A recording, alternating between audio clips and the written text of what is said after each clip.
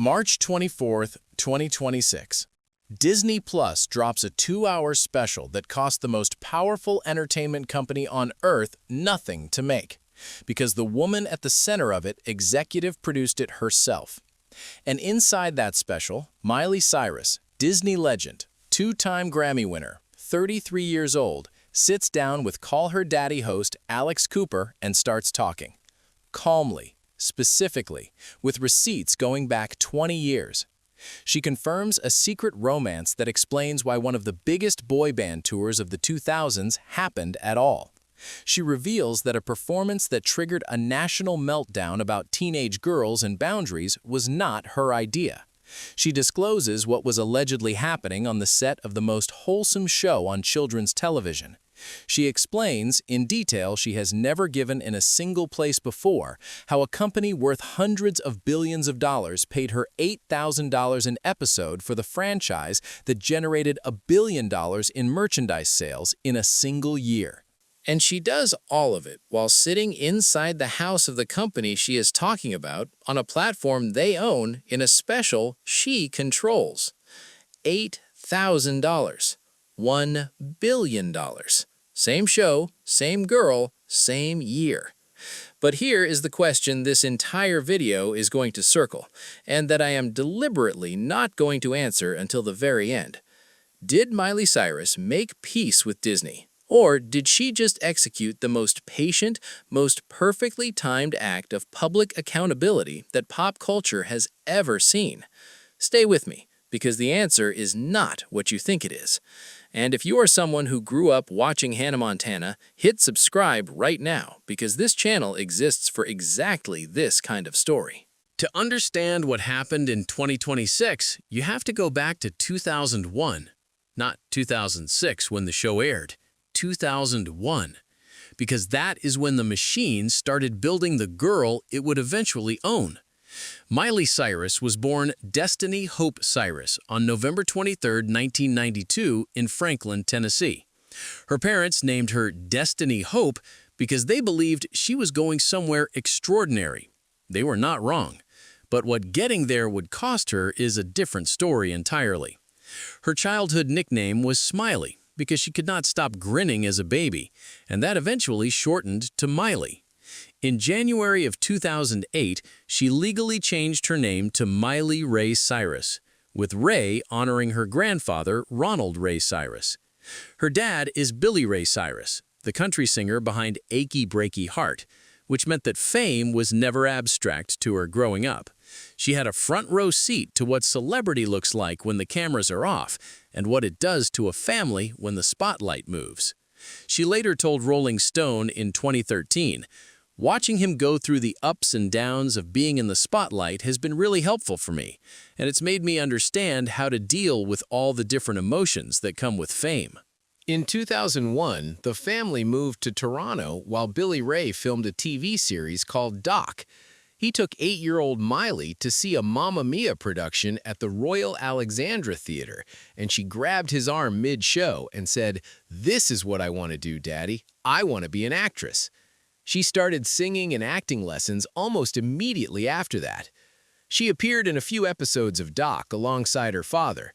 She played a small role in Big Fish in 2003, and then, in 2005, she auditioned for a new Disney Channel project, a show about a teenager with a secret identity as a pop star. But here is the first detail the anniversary special added that almost nobody was talking about. According to author Ashley Spencer's book, Disney High, The Untold Story of the Rise and Fall of Disney Channel's Tween Empire, 2 other actresses came incredibly close to getting the role instead. Taylor Momsen, who most people now know from her band The Pretty Reckless, had already played Cindy Lou Who in How the Grinch Stole Christmas. Daniela Monet, who later starred as Trina on Victorious, had recurring roles on American Dreams and 8 Simple Rules. Both of them would have been paid $10,000 an episode because of their existing credits. Miley, with fewer credits, came in lower, got the part, and had no idea what the offer actually meant. Hannah Montana premiered on Disney Channel on March 24, 2006. Miley had just turned 13. She had given up cheerleading in Nashville to move to Los Angeles, and she walked onto a set where she would spend the next 5 years becoming someone else. The show's concept was genuinely clever. Miley Stewart lives a double life as famous pop star Hannah Montana, hiding behind a blonde wig so she can exist as a normal teenager when the spotlight is off. Her father, played by her actual father, Billy Ray Cyrus, knows the secret. Her best friends, Lily Truscott and Oliver Oaken, played by Emily Osment and Mitchell Musso, know the secret. And somewhere off-screen, Jason Earles was playing her older brother Jackson, which we will come back to because that casting situation has its own jaw-dropping reveal. On premiere night alone, 5.4 million viewers tuned in, a Disney Channel record. The soundtrack debuted at #1 on the Billboard charts with 281,000 copies sold. The Hannah Montana 2 double album, which served simultaneously as the Season 2 soundtrack and Miley's solo debut under Hollywood Records, hit #1 with 326,000 copies sold the following year. The Best of Both Worlds tour ran from October 2007 through January 2008 and grossed $54 million in ticket sales. The concert film from that tour was intended for a single week in theaters, but it stayed for 15 weeks and grossed $65 million. Hannah Montana, the movie, released in 2009, grossed over $150 million worldwide. By the end of 2008, MSNBC estimated the Hannah Montana franchise was worth $1 billion.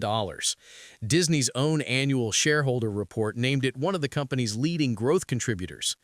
The franchise got so enormous that Disney convened an 80-person, all-platform international meeting just to plan its future. 80 people in a room, strategizing around a show built on the back of a 13-year-old girl who had given up cheerleading. And here is where the numbers become genuinely hard to sit with.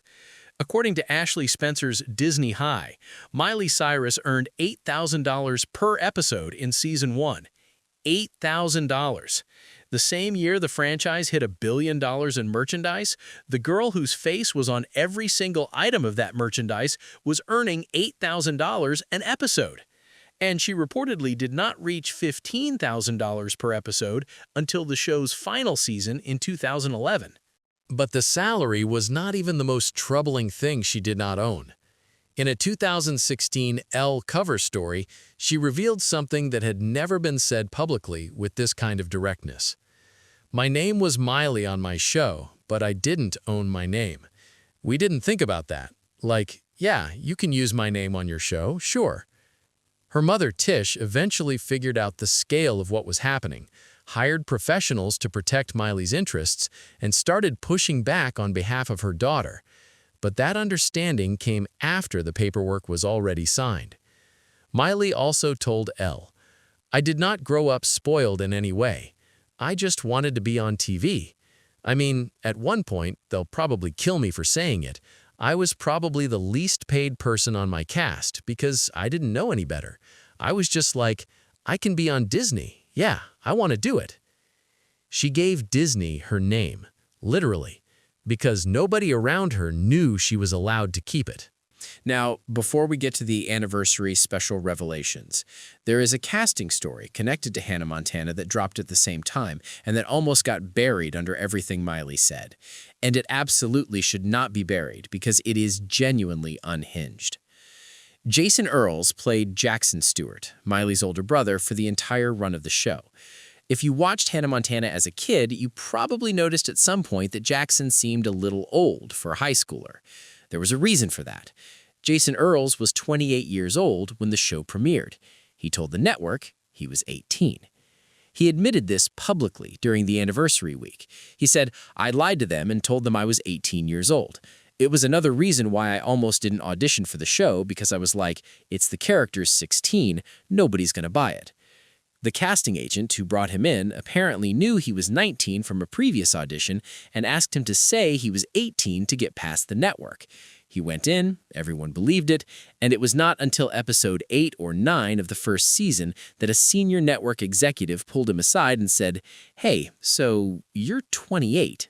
Jason's response, "I am." He was not fired. The show continued. A 28-year-old man spent 4 seasons playing a 16-year-old on a children's show, surrounded by actual teenagers, and the network just moved on.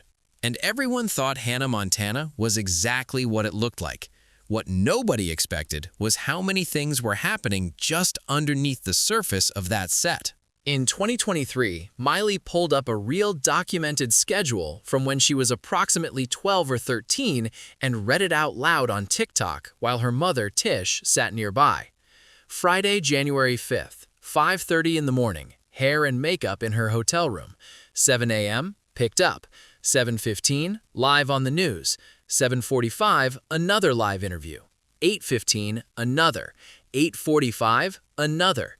9:30 to 11 a.m., meeting with editors. More interviews through the afternoon, including one where the reporters are all 5th grade students. The day ends at 6:15 in the evening. The next day starts at 7 a.m. and ends at 7:30 at night on a Saturday so she could fly home and be back at work Monday morning for Hannah Montana filming. Tish said off camera that her daughter had just read the schedule for the next 4 years of her life. 4 years of that, starting at 12. And Miley's response to seeing it all laid out? I'm a lot of things, but lazy ain't one of them. She also told Marie Claire in 2015 what being constantly dressed, wigged, and made up for years did to her sense of self. From the time I was 11, it was, you're a pop star. That means you have to be blonde, and you have to have long hair, and you have to put on some glittery, tight thing. Meanwhile, I'm this fragile little girl playing a 16-year-old in a wig and a ton of makeup.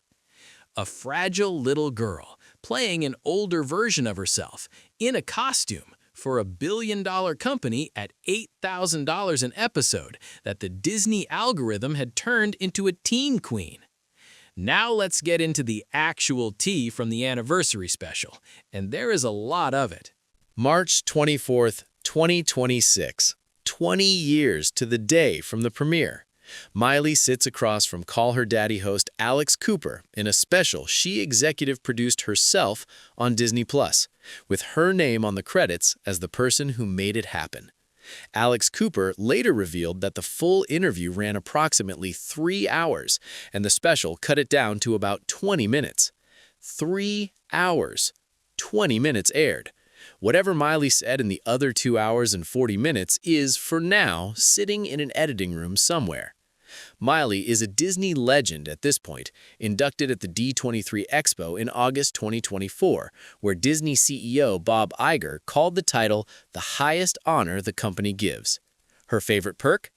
I'm a Disney legend now, and I have Disney Legend parking, and it says Disney Legend when I park. She accepted the parking spot and then used the platform to say the following things. The Best of Both Worlds tour grossed $54 million. The concert film stayed in theaters 15 weeks and grossed $65 million. It launched the Jonas Brothers, Nick, Kevin, and Joe, into a different level of mainstream visibility and helped transform them from a minor Disney act into one of the defining boy bands of the late 2000s. None of that tour would have existed if Miley Cyrus had not been dating Nick Jonas and refused to leave her boyfriend behind when she went on the road. Her exact words in the anniversary special, literally, the reason that the Jonas Brothers were on tour with me was because Nick was my boyfriend, and I wanted to not leave my boyfriend. So I'd be like, okay, well, I'll go on tour if my boyfriend can come. And they're like, cute, have your boyfriend open for the show. Boom. That is the complete origin story of one of the most commercially significant tour packages in Disney Channel history. A teenage girl had a crush, refused to be separated from him, and Disney turned it into $54 million. There is not a business school in the world that teaches this as a case study, and there should be. If that detail made you want to keep watching, go ahead and hit like right now. It genuinely helps more people find this video. Hannah Montana the movie grossed over $150 million worldwide. It featured a guest performance by a young country singer in the early stages of her career. That singer was Taylor Swift. And, according to Miley, the reason Taylor landed that appearance can be summarized in one criteria. she could authentically perform in a barn. Miley's words, "So the way that Taylor Swift ended up in the Hannah Montana movie was because this was kind of the beginning of her career, and they were looking for someone that would authentically, no shade, I guess be performing in a barn. We both performed in the barn." Taylor also wrote the film's closing track, "You'll Always Find Your Way Back Home," which Miley called a banger, stands the test of time. The country girl who got the barn scene is now a billionaire with a reported net worth of $1.6 billion, and Miley said she ate with that one. Both true. But that is not the reveal that made people stop scrolling. This is. For over a decade, a quiet rumor circulated among the generation that grew up watching Disney Channel in the mid-2000s. Dylan Sprouse, who starred alongside his twin brother Cole Sprouse in The Sweet Life of Zack and Cody, had previously hinted that he and Miley briefly dated when they were around 11 or 12, vaguely, non-committally, just enough to keep the speculation alive. In the anniversary special, Miley closed the question permanently. Her exact words, "Dylan Sprouse was my boyfriend. I think he was the cutest. Maybe there was a rumor, but it's true. Confirmed. Their dad would take us to sushi. It was a 2-for-1, like bring the brother." The brother being Cole Sprouse, who later starred in Riverdale, and who apparently came along on sushi dates regardless of whether anyone specifically invited him. Dylan later confirmed the relationship back in 2008, saying they dated when they were around 11 or 12 after meeting on set, and that Nick Jonas entering the picture ended it. He described their relationship as lasting, reportedly, 1 day. What that day looked like in the Disney Channel's social universe of 2004 or 2005 is genuinely the kind of detail that deserves a documentary of its own. Dylan has since married model Barbara Palvin. Miley announced her engagement to musician Max Mirando in December 2025. Two adults, decades removed from sushi dinners with the Sprouse twins' dad, now permanently on the record about something that happened when they were 12. And if you think that is the most surprising thing that came out of the anniversary special, you have not been paying attention. Here is the moment that tells you more about who Miley Cyrus actually is than any of the other revelations combined. Inside the anniversary special she produced herself and delivered to Disney Plus with full executive authority, Miley hid an explicit message that fans believe the entire Disney team never noticed. She is a documented fan of RuPaul's Drag Race and drag culture broadly, and she used the first letters of a series of adjectives to spell out an acronym that is extremely well known in that community and extremely not appropriate for a Disney production. Fans caught it within hours of the special dropping. Disney, by all available evidence, did not. Miley Cyrus, Disney legend, parking privileges, still sneaking past the mouse house on the way out. 20 years in, and she is still playing the game entirely on her own terms. And now, the part of the story that is the most serious and the most carefully stated. The most significant disclosure from the anniversary special involves what Miley says was happening behind the scenes of the most wholesome show on children's television in the mid-2000s. She stated that her father, Billy Ray Cyrus, would smoke marijuana on the Hannah Montana set and would then accuse her of doing it. Her mother, Tish, present in the conversation, confirmed Miley's account and acknowledged that at the time she had not believed the accusations against Billy Ray. Miley also alleged that her co-star, Mitchell Musso, who played best friend Oliver Oken, was involved in drug use during the filming of the show. These are Miley's personal allegations. They have not been independently verified and have not been publicly addressed by either Billy Ray Cyrus or Mitchell Musso. We are presenting them as exactly what they are, first-person statements made on the record by the show's star on a Disney Plus special. What makes them land the way they do is the backdrop. Hannah Montana was the show parents felt safe leaving on for their kids. It was the show whose entire premise was a girl working hard to protect something innocent. And according to the girl who played that character every single day for 4 seasons, the environment she was doing it in was not what was appearing on screen. Everyone believed the show was exactly what it looked like. What nobody expected was what Miley had been watching from inside it. Now we arrive at the moment that more than any other, reveals the complete mechanics of how Disney operated around this teenager. And it requires going back to 2008. Miley was 15, 2 years into Hannah Montana, with the franchise already valued at $1 billion and her face on every piece of merchandise in every mall in America. She sat for a photo shoot with legendary photographer Annie Leibovitz for the June 2008 issue of Vanity Fair. The resulting image showed a 15-year-old wrapped in what appeared to be a bedsheet, bare shoulders, and back exposed. When the magazine dropped, it became a multi-day national story. Parents were furious, and Disney responded immediately with a public statement, calling it a situation that was created to deliberately manipulate a 15-year-old in order to sell magazines. Leibovitz said the image was a simple, classic portrait, shot with very little makeup, and that she was sorry it had been misinterpreted. And 15-year-old Miley, caught between the photographer and the corporation, issued this apology. "I took part in a photo shoot that was supposed to be artistic, and now, seeing the photographs and reading the story, I feel so embarrassed. I never intended for any of this to happen, and I apologize to my fans, who I care so deeply about." She was 15, she apologized, while Disney publicly blamed the photographer and the magazine. And here, my friend, is where everything changed. Because years later, Miley revealed the behind-the-scenes reality that makes the Disney statement almost impossible to read the same way twice. Her family was there. The entire shoot was a family event.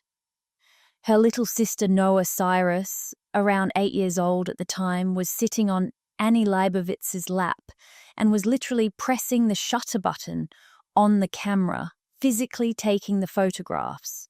Makeup artist Patty Dubroff had put red lipstick on Miley for the first time that day, deliberately, specifically to create visual separation between Miley Cyrus and her Hannah Montana character. The shoot was a collaborative creative act, with her family fully present and involved, designed to show a version of her that existed outside the Disney persona she was becoming unable to separate from. Everyone in that room knew what they were doing, including the family, including Miley. And when the public reaction came, Disney characterized it as the manipulation of a 15-year-old. And that 15-year-old apologized for a shoot her 8-year-old sister helped photograph. In 2018, 10 years later, Miley posted a photo of a New York Post cover with the headline, "Miley's Shame About the Shoot," and captioned it, "I'm not sorry, F you, hashtag 10 years ago." The apology was officially and permanently retracted. And by 2023, publishing through BuzzFeed and reflecting on that whole moment, she had landed here. Now that I'm an adult, I realize how harshly I was judged. I was harshly judged as a child by adults. And now, as an adult, I realize that I would never harshly judge a child. If this story is getting under your skin the way it should, share it with someone who grew up watching Hannah Montana on Disney Channel. Because this is the version of the story that finally has all the pieces.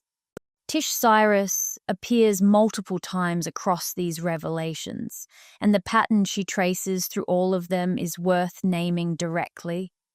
She confirmed Miley's on-set account about Billy Ray after the fact. She was present when Miley read the 4-year schedule and remarked off-camera that her daughter had just read what the next 4 years of her life looked like. And then there is the 2009 Teen Choice Awards, 17-year-old Miley, a performance that generated an enormous national backlash, involving what media called a stripper pole. Miley absorbed all of it publicly, Nobody from her immediate circle stepped forward to explain it or defend her. Years later, talking to her sister Brandy on a podcast, Miley shared whose idea the whole performance actually was.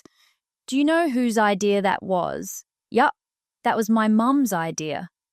So she always lets me take the blame. When I got in trouble the next day, you know who was nowhere to be found? Tish Cyrus.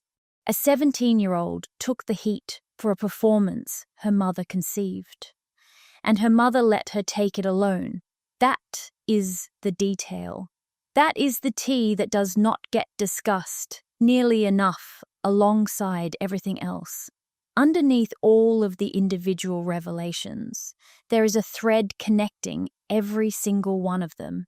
And it is the piece Miley has spoken about most carefully and most precisely across multiple years of interviews.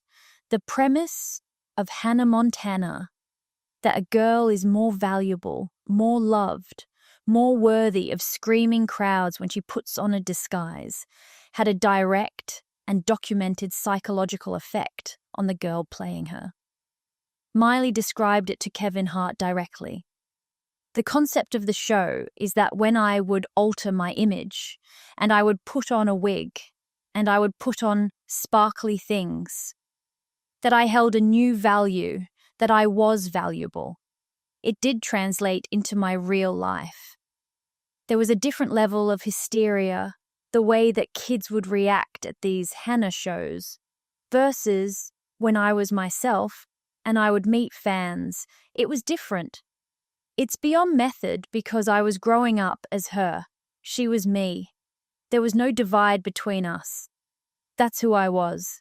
And in a 2015 Marie Claire interview, she described what that daily reinforcement eventually produced. I was made to look like someone that I wasn't, which probably caused some body dysmorphia, because I had been made pretty every day for so long. And then when I wasn't on that show, it was like, am I? A billion-dollar franchise, 80 people in international planning meetings, merchandise selling in every corner of the world. And at the center of all of it, a teenager slowly losing track of which version of herself was real, because the show's own premise was teaching her daily that the version underneath the wig was the less valuable one.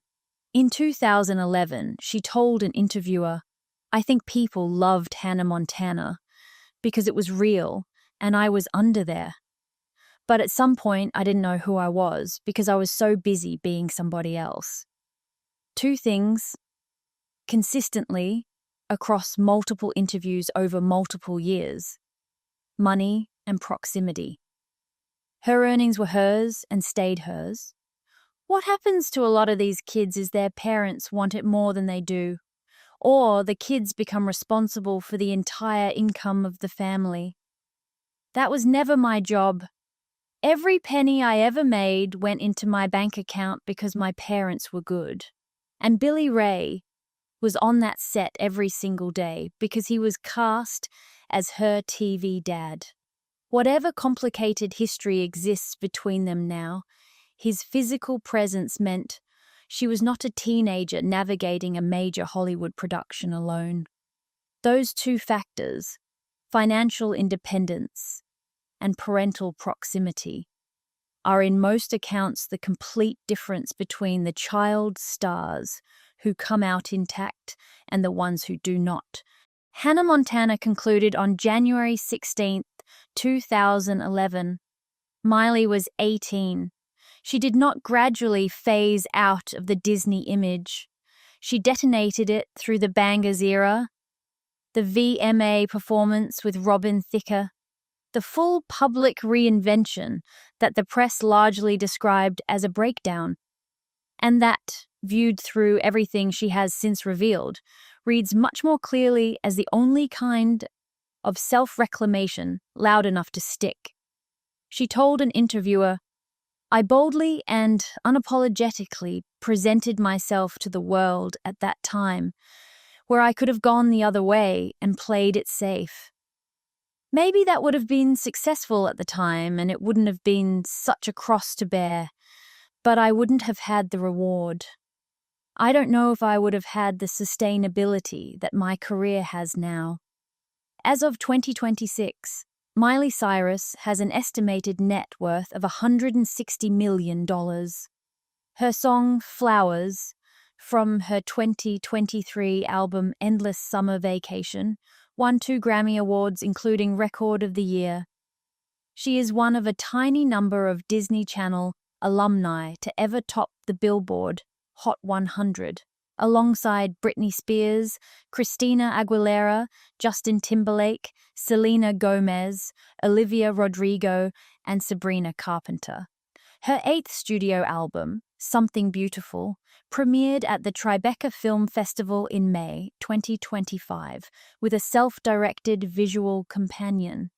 And her former co-star Liam Hemsworth, whom she married in December 2018 and divorced in 2019, has become a footnote in a career that has clearly outgrown every chapter it has moved through. And then on March 24th, 2026, she walked back into Disney's house, got the parking spot, executive produced the special, and used the platform they handed her to confirm 20 years of stories, name who did what, explain what the schedule actually looked like, hide an explicit drag culture Easter egg that the entire Disney team apparently never caught, and reveal that Jason Earles spent 4 seasons playing a 16-year-old on a children's show, while being 28 years old the entire time. At the end of that special, she sang a song addressed to her younger self. From the perspective of the 13-year-old who moved to Los Angeles to become someone else, the lyric that closes it, "Don't forget about me." And here is the question I raised at the beginning, that I have been deliberately holding until this moment. Did Miley Cyrus make peace with Disney? Or did she execute the most patient, most precisely constructed act of public accountability that pop culture has produced in 20 years, accepting their highest honor, accepting the parking spot, and then using their own platform to make certain the record was permanently, completely, undeniably correct? The answer, I think, is that those two things are not in conflict.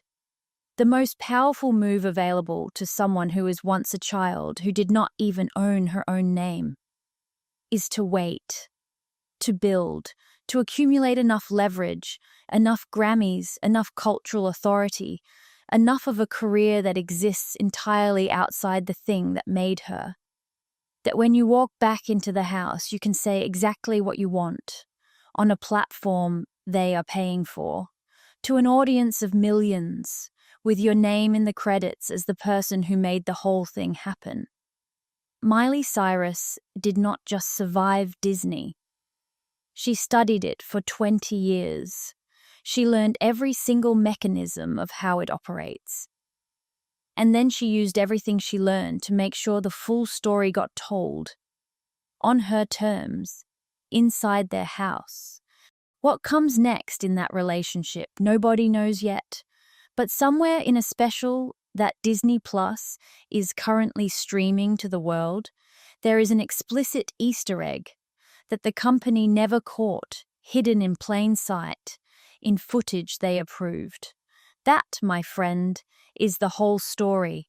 Every piece of it is real. Every piece of it is on the record. And it is absolutely not over. If this video gave you something to think about, share it with someone who grew up on Hannah Montana.